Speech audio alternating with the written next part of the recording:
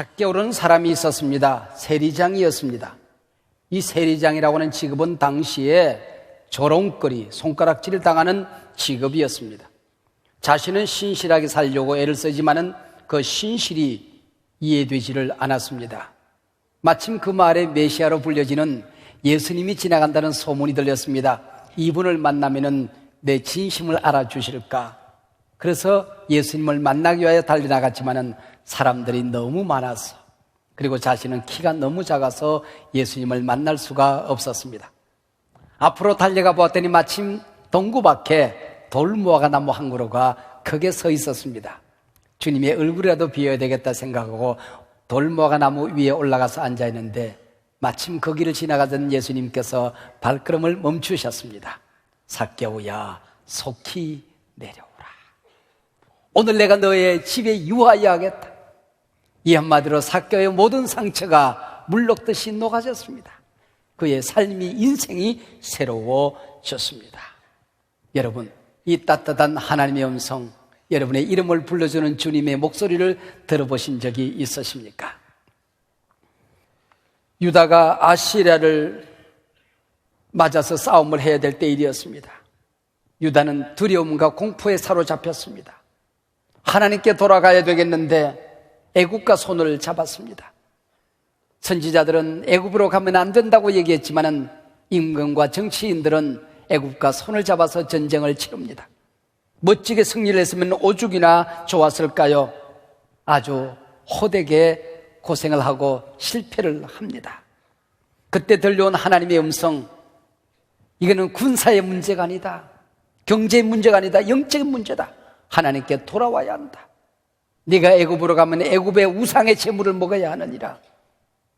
애굽의 우상을 섬기지 하지 않느냐. 애굽의 문화, 애굽의 종교에 오염되고 타협해서 살아야 되겠는데 왜 애굽으로 가느냐는 것입니다.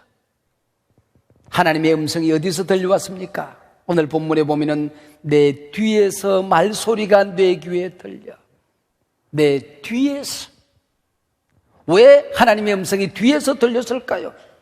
하나님이 찾아오셨으면은 앞에서 두 팔 벌려 얘야 어서 오너라, 내가 너를 지킨다 이러고 주님이 나타나 주시면 오죽이나 좋겠습니까? 근데 지금 유다가 하나님을 등지고 앉아있는 그림이 그려지십니까? 하나님은 유다를 부르는데 하나님을 등지고 도망가는 그림이 그려지십니까? 앞에서 부르는 소리는 유혹의 소리였습니다. 앞에서 부르는 소리는 애굽의 소리였습니다. 앞에서 부르는 소리는 세상의 소리였습니다. 나의 등 뒤에서 부르는 하나님의 소리가 들려져야 합니다. 일찍이 도스토옙스키는 말했습니다. 인간이 하나님을 등지면 모든 선을 등지게 된다. 인간이 하나님을 등지면 모든 선을, 모든 축복을 등지게 된다는 것입니다. 하나님을 등지고 살면 하나님 나를 위해서 계획해 놓으신 아름다운 축복들이 있습니다. 하나님의 놀라운 계획이 있습니다. 그 모든 것들을 등지게 되는 것입니다. 인간이 하나님을 등지면 비전을 등지게 되는 것입니다. 나를 이 땅에 보내주신 하나님의 선한 계획이 있습니다. 비전이 있습니다. 꿈이 있습니다. 하나님을 등지는 순간 세상의 욕망만 이글거리지 비전이 사라지게 되는 것입니다. 하나님을 등지면 진리를 등지게 되는 것입니다.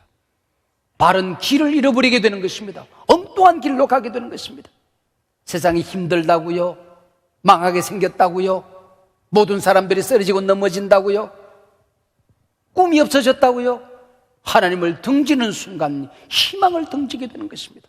그러나 하나님께로 돌아가면 이 모든 것들이 나를 찾아오게 되는 것입니다.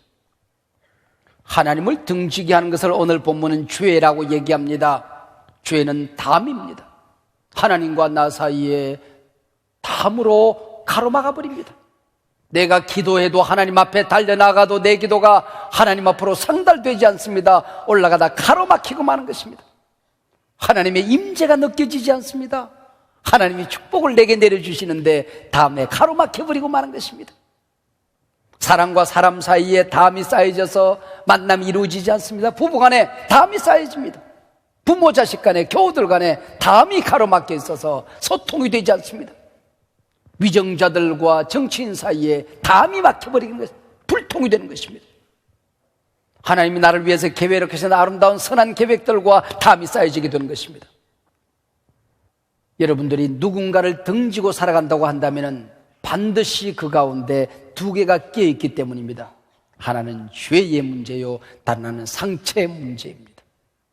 부부가 서로들 등지고 산다면, 마땅히 사랑해야 될 사람이 등지고 산다면 부모 자식 간의 형제와 형제 사이에, 교우와 교우 사이에 등지고 살아가는 사람이 있다고 한다면 가만히 생각해 보십시오. 반드시 거기에 죄가 끼어 있을 것입니다. 용서하지 못하는 마음, 미워하는 마음, 차라리 사라지고 죽었으면 좋겠다는 살인의 죄가 그 속에 있는 것입니다. 서로 자신이 상처받았다고 합니다. 상처가 그 속에 끼어져 있습니다. 그러면은 등지고 살아가게 되는 것이죠. 죄는 독소입니다. 옛날에 중국에 비소라는 독소가 있었습니다. 음식에 자꾸 타서 먹이면 금방 죽지는 않지만은 시들시들 앓다가 죽게끔 되는 것입니다. 죄가 우리 삶 속에 녹아 들어가기 시작하면 똑같이 예배를 드린데 예배에 기쁨이 없습니다. 하나님의 임재가 느껴지지 않습니다. 기도가 사라지게 되는 것입니다. 기도의 능력이 사라지게 되는 것입니다. 여러분들, 월급이 늘어난데도 기쁨이 없습니다. 행복하지 않습니다. 하나님의 축복이 사라지게 되는 것입니다. 거룩한 갈망, 거룩한 열망은 사라지고 추한 욕망이 이걸 그리게 되는 것입니다. 죄는 파괴의 능력이 있습니다. 관계를 파괴합니다. 기쁨을 파괴합니다. 선악과를 따먹고 아담과 하와는 하나님을 등지고 도망갑니다. 따라오며 부릅니다. 아담아, 아담아, 너희 어디 있냐? 여러분, 햇빛은 찬란하게 빛이 나는데 햇빛을 등지고 내가 걸어가면은 어두운 그림자가 내 앞에 놓여지게 되는 것입니다.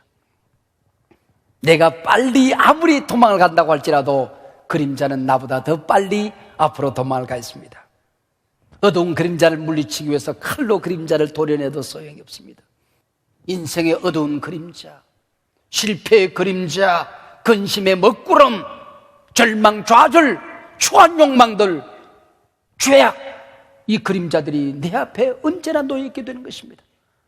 그러나 이 순간 내가 몸을 돌려서 햇빛을 바라보는 순간 그림자는 순식간에 내 등 뒤로 사라지게 되는 것입니다. 할렐루야. 이거는 신비입니다. 이거는 진리입니다. 여러분들이 어두운 그림자 속에 온갖 문제 속에 휩싸여 있다 할지라도 이 순간 여러분의 삶을 돌려서, 영혼을 돌려서 햇빛을 바라보면, 하나님을 바라보면 여러분 그림자는 뒤로 사라지게 될 것입니다. 돌아서기만 하면 그곳은 빛과 사랑이 언제나 넘치옵니다. 주님을 바라보기만 하면, 하나님이 천지 우주 만물을 창조하고 하나님의 자녀들이 행복하게 살기를 원하셨습니다. 그래서 행복을 만들어서, 이 행복은 지혜로운 사람만이 누릴 수 있는 너무나도 엄청난 축복이니까 이걸 어디에 숨겨둬야 되겠는데 어디에 숨길까 천사들과 의논하고 있었습니다. 황금 속에 숨기자. 한 천사가 말했습니다. 그걸 안 된다.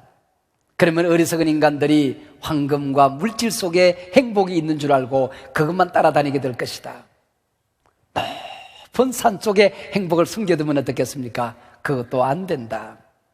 그거는 힘센 자만이 차지하게 될 것이니까 행복은 힘센 자가 얻을 수 있는 게 아니다. 그럼 바닷속에 숨깁시다.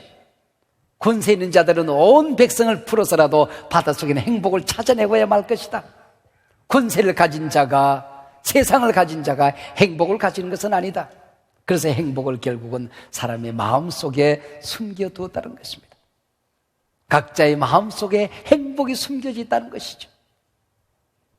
여러분, 나의 등 뒤에서 들려오는, 내 마음 속에서 들려오는, 내 양심 속에서 들려오는, 기도하다가 들려오는 세미한 소리, 이걸 들을 줄 알아야 됩니다. 말씀 속에서 들려오는 하나님의 음성을 들을 줄 알아야 됩니다. 내 영혼의 소리를 들을 줄 알아야 한다는 것입니다. 나의 등 뒤에서 어떤 음성이 들려옵니까? 뇌 뒤에서 말소리가 뇌 귀에 들려 이르기를 이것이 바른 길이니 너희는 이 길로 가라. 등 뒤에서 들려온 소리입니다. 옛 번역에 보면 이 길이 정론이 그랬습니다. 여기가 바른 길이니 너는 이리로 오라는 것입니다. 여러분, 한 사람이 앞에서 도망을 갑니다. 누군가 뒤따라가면 소리를 지릅니다. 그러면 뭐라고 되게 소리가 들릴까요? 개 섞어라. 너 잡히게만 하면 죽는다. 거기 서지 못해? 여러분, 심판의 소리가 들리는 겁니다. 그러나 나의 등 뒤에서 들려오는 하나님의 음성은 얘야 이리 오너라. 거기 가면 너 죽어. 그러면 너 망해. 너 상처받아. 얘야 나와 함께 살자. 두려워하지 말아라. 내가 너를 이미 용서했다. 내가 너를 사랑한다. 그 음성은 부드럽고 부드러운 소리입니다. 예수가 우리를 부르는 소리, 그 음성 부드러워. 주님의 음성은 언제나 부드러운 소리입니다. 내 이놈이 아니라 얘야. 죄짓고 도망갈 때도 잡히면 너 죽어가 아니라 안타까이 얘야. 안 돼 이리 와. 내가 도와줄게. 내가 새 힘을 줄게. 여러분이 하나님의 음성을 들어보셨습니까? 저는 이 소리를 여러 차례 들은 적이 있습니다. 물론 내 귀로 들은 소리는 아니지요. 그러나 분명 부드럽고 따뜻한 하나님의 소리였습니다. 지난번 섬기던 교회를 떠나서 남의 유치원을 빌려서 한소망교회를 개척을 시작했습니다. 1개월이 지나고 2개월, 6개월쯤 지났을 때에 능곡이란 마을에 조그마한 지하실 한 켠을 얻었습니다. 제가 섬기던 충신교회 목사님께 인사를 드리러 갔더니 교육관에서 쓰던 의자를 낡아서 이제 밖으로 버렸어요. 그리고 새 의자를 들여다 놓았어요. 제가 목사님께 저 화단에 쌓아놓은 저 의자 제가 가져가면 안 되겠습니까? 왜 그러냐고. 제가 예배당 한 켤레 얻었는데 의자를 살 돈이 없습니다. 가져가서 쓰라고. 그래서 트럭을 한 대 내주어서 제가 그것을 싣고 왔습니다. 긴 거, 낡은 거, 잘못된 거 다 잘라내고 붙이고, 그래서 칸칸이 만들어서 창문을 뜯어내고 그쪽으로 의자를 집어넣었습니다. 그리고 의자를 배열하고 난 다음에 세상을 다 가진 것처럼 행복했습니다. 그런데 앞불사 어디서 물이 새어나옵니다. 결로 현상인 줄 알았죠. 외부의 온도와 내부의 온도가 차이가 느껴져서 지하실에서 가끔 물방울이 고이는 걸 결로 현상이라고 그럽니다. 근데 대개 결로는 벽에서 하는데 이 벽에서 물이 새는 것이 아니라 바닥에서 물이 올라옵니다. 몇 개월 후에 알은 사실이지만 수도공사가 잘못돼서 물이 나오고 있었던 것이죠. 새벽 예배를 드리기 전에 1시간 전에 와서 주걱으로 물을 퍼내고, 그리고 수건으로 닦아내고, 두루마리 화장실 풀어서 물 닦아내고, 예배 드리고 나면 또 질컥질컥해집니다. 그날도 의자 밑을 기어다니면서 아내와 함께 물을 퍼내고 닦아내고 말리고 있었는데 의자에 부딪힌 것도 아닌데 억하고 담이 들었습니다. 꼼짝을 못하겠습니다. 낮은 포복하고 강단 위로 올라옵니다. 그냥 어쩌는 줄 모르고 와서 손에 들었던 수건 2개를 강단 위로 집어던지면서 엉엉엉엉 울었습니다. 처음에는 아파서 울었습니다. 서러워서 울었습니다. 어쩌라고요, 어떻게 예배를 드리라고요? 전도는 어떻게 하라고요? 어느 세월에 부흥되라고요? 교인들이 와서 예배 드리는데 어떡하라고요? 어쩌라고요? 하나님 앞에 넋두리를 하기 시작했습니다. 그때 조용한 하나님의 음성이 들려왔습니다. 얘야, 물 새는 거 힘드냐? 얘 힘들어요. 예배당에 젖는 것 아프냐? 얘 아파요. 너 목사지? 얘 목사예요. 근데 교인의 눈에 눈물샘이 터져서 물 흐르는 거 본 적 있느냐? 교인들의 가슴이 찢겨져서 물 흐르는 소리 들은 적 있느냐? 한국교회 신음소리 들은 적 있느냐? 종아, 너는 앞으로 교인들을 치료하는 사역자가 되어야 한다. 앞으로 교인들이 세상 살기가 힘들어졌는데 교인들의 눈물이 터지고 가슴이 찢겨지는 거 위로하고 치료하는 설교자가 되어야 된다. 한국교회 상처를 싸매는 치료자가 되어야 된다. 한국교회 치료하거라. 그랬군요. 그때부터 저는 예언적인 설교를 하던 설교를 접었습니다. 그때 내 나이 40이었습니다. 내 나이 20에 설교자가 되어서 20년 동안 비판적인, 세상을 비난하는 한국교회를 꾸짖는 예언적인 설교를 주로 했습니다. 그리고 그때부터 지난 20년 동안 저는 제사장적인 설교가 되었습니다. 사람들을 위로하는, 힘을 주는, 꿈을 주는, 용기를 주는, 한국교회 미래의 희망을 선포하는 긍정적인 예언을 하는 제사장적인 설교가가 되었던 것입니다. 그때 하나님께서 제게 눈물의 은사를 주었어요. 그래서 제가 한국교회를 치료하는 눈물의 사역을 만들어가기 시작했습니다. 우리 교회 예배에 처음 오신 분들은 별것 아닌데 찬양을 하다가 운다고 그래요. 똑같은 설교인데 한소망교회 와서 설교를 들으면 눈물이 난다고 그래요. 이 하나님의 음성 한 번만 들으면, 하나님이 찾아오시는 거 한 번만 만져주심을 경험하면 내 인생에 코페르네 쿠스적인 변화가 일어납니다. 할렐루야. 아픈 것은 치유되어집니다. 헝클어진 것 풀어집니다. 닫힌 문은 열려집니다. 안 되는 일이 됩니다. 창조적인 아이디어가 번쩍번쩍 떠오를 것입니다. 무거운 짐이 굴러떨어지게 될 것입니다. 암이 굴러떨어지게 될 것입니다. 인생의 문이 열려지게 될 것입니다. 이 하나님의 음성을 들어야 됩니다. 오라는 음성을 들어야 됩니다. 성경에는 오라는 소리로 가득합니다. 오라 오라 오라. 우리가 서로 변론하자. 너희 죄가 주홍 같을지라도 눈과 같이 휘어질 것이요, 너희 죄가 진홍같이 붉을지라도 양털처럼 휘어지리라.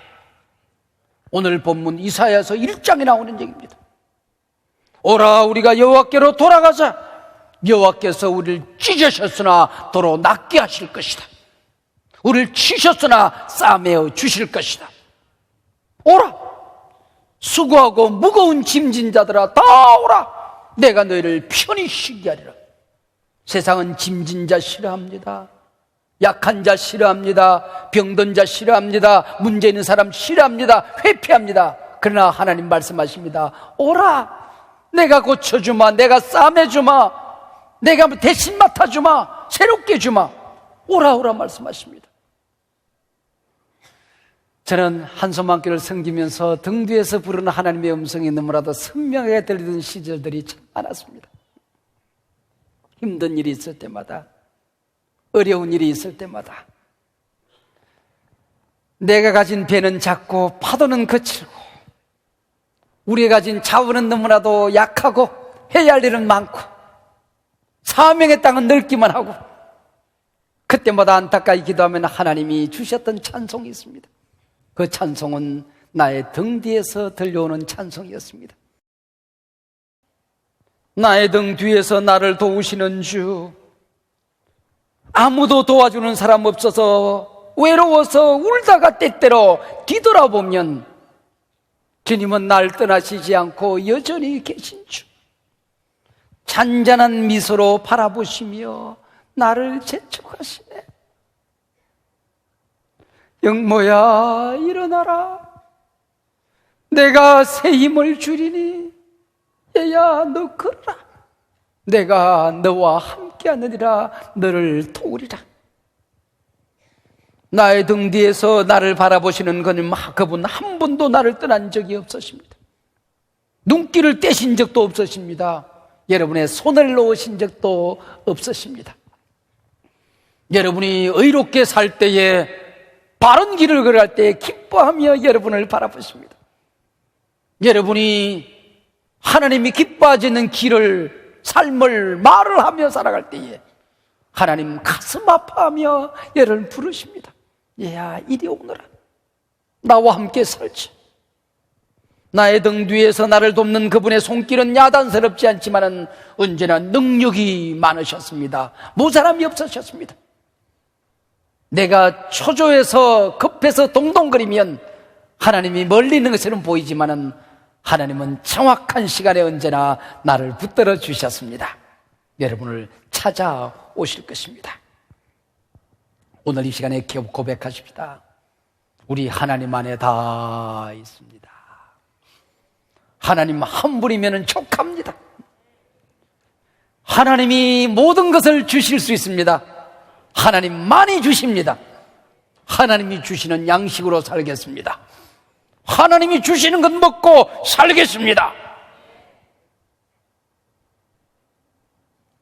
23절에 보면은 네가 하나님 앞에 돌아오기만 하면, 하나님과 더불어 살기로 결단하면, 하나님이 주는 양식을 먹고 살기로 결심하면, 네가 땅에 뿌린 종자에 주께서 비를 주사 땅이 먹을 것을 내며 곡식이 풍성하고 기름지게 하실 것이며 그날에 내 가축이 광활한 목장에서 먹을 것이요. 안 되던 일이 된다는 겁니다. 믿으시기 바랍니다. 하나님이 도와주십니다. 하늘도 땅도 하나님의 것입니다. 하나님이 붙들어 주시면 여러분은 능력 있는 사람이 되는 것입니다. 가축도 광활한 목장에서 먹게 될 것이다. 너만 잘 되는 것이 아니라 내 자식도 바른 길로 가게 되고 형통하게 될 것이다. 네가 섬기는 교회도 일터도 직장도 형통하게 될 것이다. 때문에 한국 교회가 위기를 맞이했다면 우리 교회가 잘못해서 그렇습니다. 교회에 어려움이 있다고 한다면 내가 잘못 살아서 그렇습니다. 오늘 마지막 26절입니다. 여호와께서 자기 백성의 상처를 싸매심에 그들의 맞은 자리를 고치시는 날에는 달빛은 햇빛 같겠고 햇빛은 7배가 되어 7날의 빛과 같으리라. 하나님을 등지고 도망가던 야곱, 달빛을 보아도 무섭습니다. 햇빛을 보아도 두려워서 햇빛을 볼 수가 없었습니다. 등 뒤에서 야곱을 부르는 하나님의 음성을 듣고 그래도 도망가니까 새벽녘 하나님께서 시름을 그봅니다. 그리고 환도뼈가 부러지고 하나님의 손에 붙들리는 그 순간 아침 햇살이 밝게 떠오릅니다. 어저께만 하더라도 어둡게만 느껴지던 그 햇빛이, 두렵게만 느껴지던 그 햇빛이 나와 아무런 상관이 없는 것처럼 보이던 온 세상이 그 햇빛 하나가 분이엘이라. 떠오른 것은 어제 태양이나 오늘이나 똑같이 태양 하나인데 그 태양이 하나님의 얼굴로 보여지는 것입니다. 환하게 웃으며 얘야 잘했어. 돌아오기를 잘했어. 내가 내 손 붙들고 이제 아버지께로 가자. 약속의 땅으로 가자. 잘 왔어. 솟아오르는 아침 태양이 어쩌면 그렇게 밝게 웃으며 그를 반겨 맞아주는지. 저게 태양이냐? 분이엘, 하나님의 얼굴이구나. 하나님의 얼굴이구나. 여러분, 하나님께로 돌아가서 책발을 내딛으면 온 세상이 여러분을 향하여 웃어줄 것입니다. 오늘 본문 마지막 절을 표준 세번역으로 읽고 오늘 말씀을 맺을까 생각합니다. 주께서 백성의 상처를 싸매어 주시고 매맞아 생긴 그들의 상처를 고치시는 날에 달빛은 마치 햇빛처럼 밝아지고 햇빛은 7배나 밝아져서 마치 7날을 한데 모아놓은 것 같이 밝아질 것이다. 여러분의 내일을 향한 하나님의 약속의 음성입니다.